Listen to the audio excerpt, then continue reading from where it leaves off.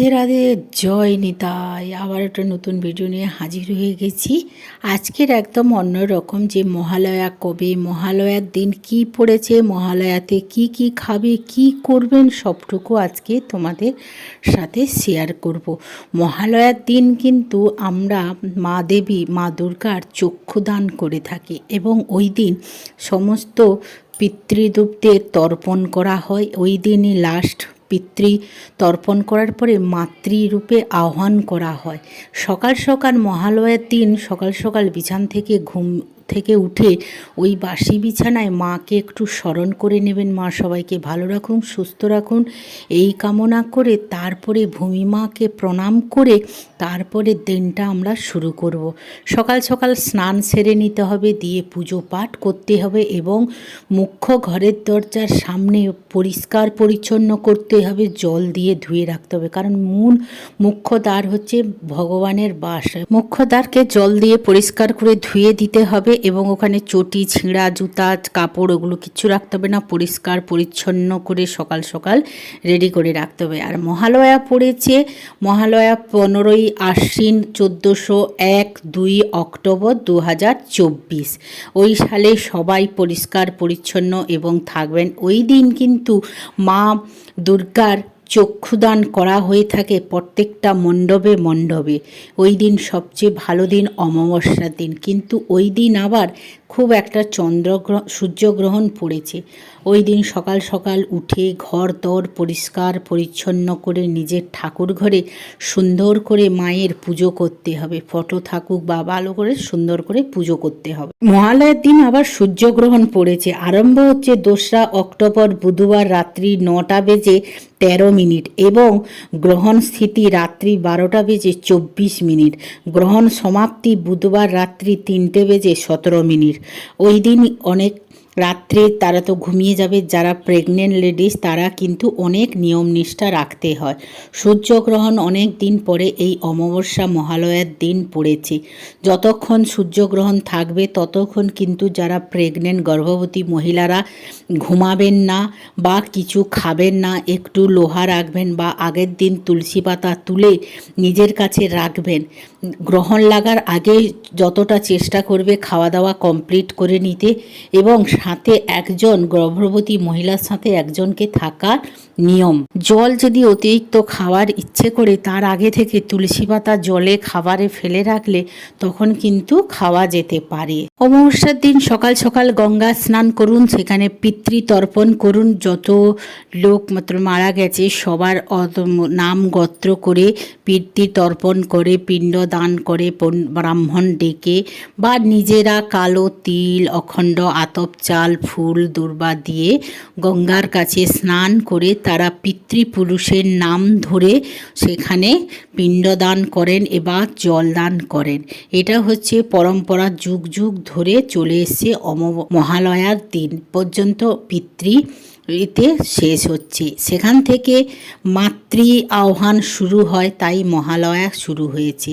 মহালয়া কেন করা হয়, সেদিন আবার সূর্যগ্রহণও আছে। সূর্যগ্রহণ শুরু হওয়ার আগে সবাই কমসে কম খাওয়া দাওয়া কমপ্লিট করে নেবে এবং জল ফল যদি খেতে ইচ্ছে করে আগে থেকে তুলসী পাতা দিয়ে রাখবে। সূর্যগ্রহণ চলাকালীন একদম খাওয়া দাওয়া না করাই উচিত। মহিষাসুর যখন ধ্যানে মগ্ন ছিলেন এবং ধ্যান করে ব্রহ্মার কাছে বর চেয়েছিলেন, ব্রহ্মা কিন্তু বর দান করেছিলেন। তারপরে মহিষাসুর খুবই অত্যাচারী এবং দুষ্টাচার হয়ে উঠেছিলেন।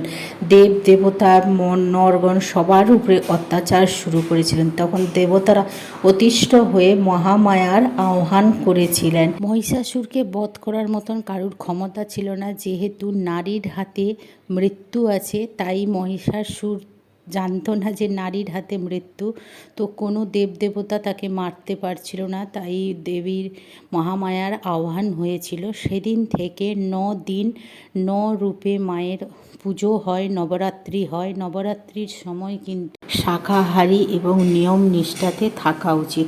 মহালয়ার দিন ননভেজ খাওয়া উচিত নয়, ভেজ গ্রহণ করা উচিত। কিছু কিছু সবজি আছে যেটা মহালয়ার দিন খাওয়া উচিত নয়, সম্পূর্ণ শাকাহারী খাওয়া উচিত। মদ জাতীয় কিছু নেশা জাতীয় দ্রব্য এবং মিট মচ্ছি भी খানা নেই চাইয়ে। এবং মসুর ডাল অবশ্যই মহালয়ার দিন খাবেন না। মসুর ডাল আমিষ হিসেবে গ্রহণ করা হয়, তাই দেখবে পুজোতে কিন্তু মসুর ডাল খাওয়া হয় না। শাকের মধ্যে কলমি শাকটা খাওয়া উচিত নয়, যেহেতু মহালয়া আছে সে সময় কলমি শাক থেকে দূরে থাকা ভালো, পোকামাকড় থাকে সেই সময় কলমি শাকটা কদিন না খাওয়াই উচিত। এর মধ্যে দ্বিতীয় নম্বর শাক আছে লাল শাক। লাল শাকও আমাদের মহালয়ার দিন খাওয়াটা একদম বর্জনীয়। মানা আছে যেসব খাওয়া উচিত নয় সেসব খেয়ে সংসারে দুর্গতি ডেকে আনবেন না। এর মধ্যে আছে করলা। করলা যেহেতু তেতো, মহালয়ার দিন তেতো না খাওয়াটাই ভালো। এবং মার আহ্বান যেহেতু সেদিনকার মিষ্টি মুখ করুন, সবাই খুশিতে থাকুন, তেতোটা খাবেন না। এর আছে মাঝে কলার থোড়। কলার থোড় তো একদম খাওয়া উচিত নয় মহালয়ার দিন থেকে দুর্গাপূজা চলাকালীন, কারণ কলা বউ হচ্ছে গণেশের স্ত্রী। তাই যেহেতু পুজোতে কলা বউ স্থাপন করা হয়, সেই কদিন কিন্তু মহালয়ার কাছ থেকে দুর্গাপূজা চলাকালীন কলার থোড়টা খাওয়া উচিত না, বা কলা গাছটা কাটা উচিত নয়। যেহেতু পুজো হয় তাই কলা গাছটা না কাটাই ভালো এবং থোড় জাতীয় না খাওয়াই উচিত। মহালয়ার দিন সন্ধ্যের সময় সকাল সকাল তো সবাই পুজো করবে, স্নান করে নিয়ম নিষ্ঠা করবে।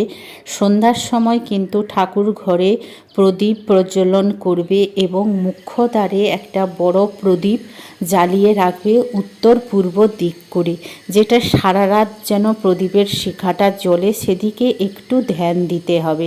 মুখ্য দ্বারে যখন প্রদীপ রাখবে বা অন্য সময় জায়গায় প্রদীপ দেবে, তখন কিন্তু প্রদীপ এমনি রাখা যাবে না, নিচে একটু চাল বা ফুল দিয়ে বা কিছুর উপরে রেখে প্রদীপটাকে স্থাপন করবে। সারা রাত যেন প্রদীপটা জ্বলে সেদিকে একটু ধ্যান দিতে হবে। পরের দিন যেহেতু 3:15 কেটে যাচ্ছে, তারপরে কোনো অসুবিধা নেই। এই নিয়ম নিষ্ঠা করলে বাড়িতে মা লক্ষ্মী অর্থের কোনো অভাব দেবে না, বাড়িতে সুখ শান্তি সমৃদ্ধি আসবে। ওই দিন সবাই মিলেমিশে ঠাকুর পুজো করবেন এবং মিষ্টি জিনিস খাবেন, তাহলে সংসারে সুখ শান্তি আসবে। নিয়ম না মেনে কাজ করলে সংসারে অর্থ নাশ হবে, রোগ ব্যাধি অনেক আসবে। যেহেতু মা অনেকের বাড়িতে কি হয়, যে যেমন বার ব্রত করে, যে অমাবস্যা পূর্ণিমা হোক বা নিয়ম নিষ্ঠা করে, মহিলারা করে, পুরুষদের কিন্তু মাছ মাংস খেতে দেয়। এইটা করবেন না। নিয়ম করলে সবাই করবে, তাহলে সংসারে সুখ শান্তি সমৃদ্ধি আসে। মা এবারে আসছে ঘোরাতে, আবারও যাচ্ছে ঘোরাতে, তাই এবছর দুর্যোগ প্রচুর হবে, গণ্ডগোল প্রচুর হবে। এই জন্য মাকে আহ্বান করো, মা সবাইকে ভালো রাখুক, সুস্থ রাখুক, এই কামনা করি। যারা নবরাত্রি করে তারা তো টোটালি নিয়ম নিষ্ঠা এবং শাকাহারিতে থাকবে, এই কদিন শাকাহারিতে থাকুক। পরের দিন হচ্ছে যে প্রদীপটা আমরা উত্তর পূর্ব দিক করে যে প্রদীপটা দ্বার মুখে জ্বেলেছিলাম, সেই প্রদীপটার যে বাতি বা সলতে সহ প্রদীপটা নিয়ে নদী, গঙ্গা, সমুদ্রতে বা পুকুরের মধ্যে প্রদীপটাকে ভাসিয়ে দেবেন। ওই প্রদীপটা দিয়ে দ্বিতীয়বার আর জ্বালাবেন না, তাহলে সংসারে আরও অশান্তি দুর্ভোগ হবে। এইভাবে অমাবস্যা তোমরা পালন নিষ্ঠা করবে, বাড়িতে সুখ শান্তি সমৃদ্ধি ফিরে আসবে। সবাইকে ভালো রাখুক, সুস্থ রাখুক মা।